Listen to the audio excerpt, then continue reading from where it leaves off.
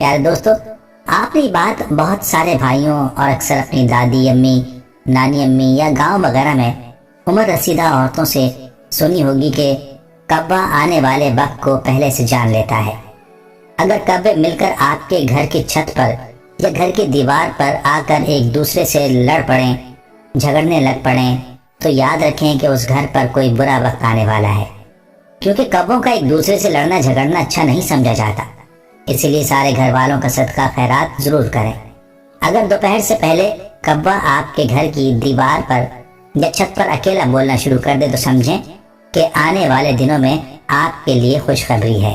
آپ کی دولت میں اضافہ ہو سکتا ہے، آپ کے روزگار میں اضافہ ہو سکتا ہے، آپ کو خزانہ مل سکتا ہے، آپ کو کوئی بڑی کامیابی مل سکتی ہے۔ اگر کوئی کعبہ اچانک منہ میں روٹی کا ٹکڑا لیے نظر آ جائے تو سمجھیں کہ آپ کی کوئی بڑی خواہش پوری ہونے والی ہے۔ اگر کعبہ کسی بھی آدمی کے سر پر بیٹھ کر دے تو اس کے دن اچھے آنے والے ہوتے ہیں، اور اگر کعبہ اس کے سر پر بیٹھ جائے تو اس کے لیے برا وقت قریب ہوتا ہے۔ اس بات میں کس حد تک صداقت ہے ہمارے پیارے آقا صلی اللہ علیہ وسلم نے اس بارے میں کیا ارشاد فرمایا ہے، اور یہ باتیں پھیلائی کیوں گئی ہیں؟ کیونکہ گاؤں میں اکثر لوگ ان باتوں پر بے حد یقین کرتے ہیں۔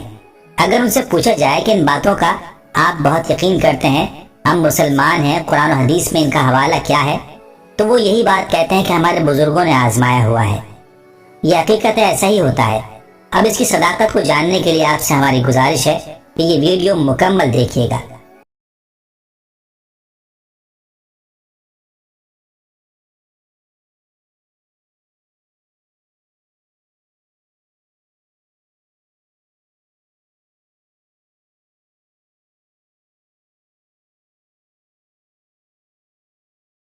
تو پیارے دوستو، بات ہو رہی تھی کعبے کے اچھے اور برے اشاروں کے، اور بھی بہت سارے پرندے ہیں جو گھروں پر آتے ہیں، تو زیادہ تر لوگ کعبے کے بارے میں ہی ایسے سوالات کیوں کرتے ہیں؟ یہ جاننے کے لیے آپ تھوڑا سا کعبے کی ہسٹری معلوم کر لیں، پھر آپ کے لیے سمجھنا اور بھی آسان ہو جائے گا۔ کعبہ بہت چالاک پرندہ ہوتا ہے، اس کی نظر بہت تیز ہوتی ہے جو اسے خوراک اور دشمنوں سے آگاہ کرتی ہے۔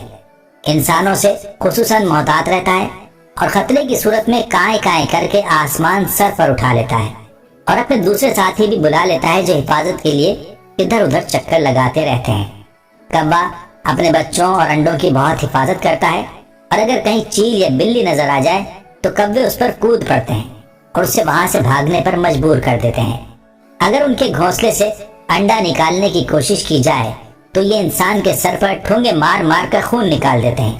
اسی لیے کعبے کو سب سے چالاک پرندہ مانا جاتا ہے۔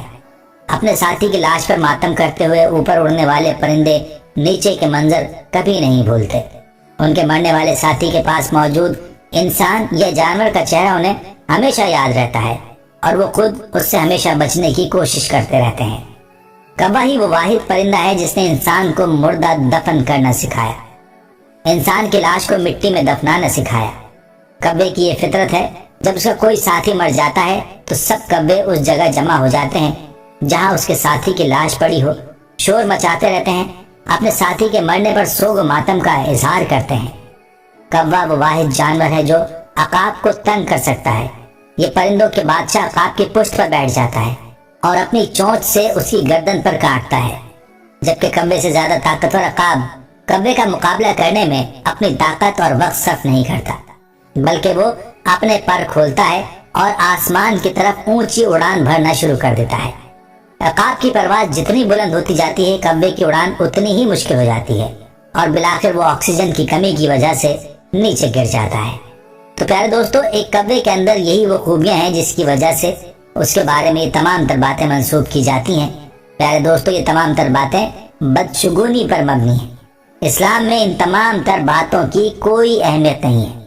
موجودہ دور میں پاکستان میں یہ باتیں بہت زیادہ ہیں، اور دیہاتوں میں تو اب بھی بہت ہی زیادہ ہیں۔ اس کی ایک وجہ دو تہذیبوں کا باہمی تمدن، جیسا کہ آزادی سے سویلائزیشن پہلے اور موت کی نشانیاں دینا، اور بہت سی چیزیں ہیں جن کو بدشگونی کہہ دیا جاتا ہے۔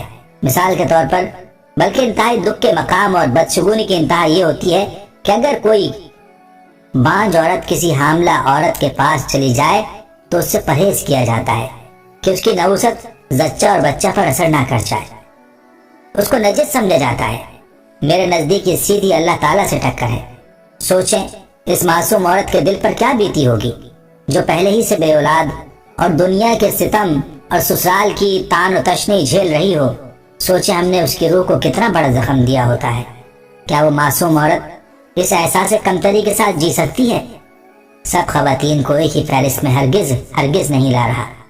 الحمدللہ خواتین میں دینداری اور تقوی مردوں کی نسبت بہت زیادہ ہے، لیکن اس کے ساتھ ساتھ خواتین میں سب سے زیادہ توہم پرستی پائی جاتی ہے۔ بد اعتقادی اپنے عروج پر ہوتی ہے۔ کہیں ساس بہو کا جھگڑا ہو گیا، اسی وقت تعویذ گنڈوں اور عاملوں کی تلاش شروع ہو جاتی ہے۔ کسی کی اولاد میں اللہ کی طرف سے تاخیر ہو گئی، اس وقت بدگمانی شروع ہو جاتی ہے کہ فلاں نے کوکھ بندی کا عمل نہ کر دیا ہو۔ میاں بیوی میں چپ قلش ہو گئی، اسی وقت ساس اور نندوں پر شکوک اور شبہات شروع ہو جاتے ہیں۔ اور جو خواتین ان چیزوں سے نسبتاً دور ہوں وہ ویسے ہی شوہر کو قابو کرنے کے فکر میں سرگردہ رہتی ہیں۔ پھر جو جعلی عاملوں کی چاندی ہوتی ہے کچھ نہ پوچھیں۔ میں صرف ایک مثال دے کر بس کر رہا ہوں۔ ابھی حال ہی میں 1-2 سال پہلے میڈیا پر ہر طرف ایک جعلی عامل کا چرچا رہا تھا جس نے تقریباً 300 عورتوں کا حاملہ کیا تھا اور ان کی ویڈیوز بنا کر بلیک میل کرتا رہا۔ میرا سوال صرف اتنا ہے کہ کیا وہ عامل خود چل کر ان کو حاملہ کرنے گیا تھا؟ سوچئے گا، جواب خود بخود مل جائے گا۔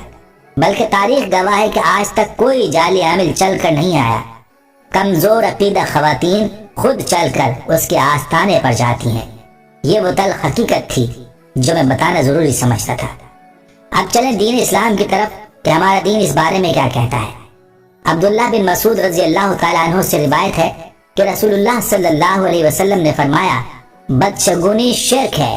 آپ صلی اللہ علیہ وسلم نے 3 مرتبہ فرمایا، اور ہم میں سے ہر ایک کو کوئی نہ کوئی وہم ہو جاتا ہے، لیکن اللہ تعالیٰ توکل کی برکت سے اسے دور کر دیتا ہے۔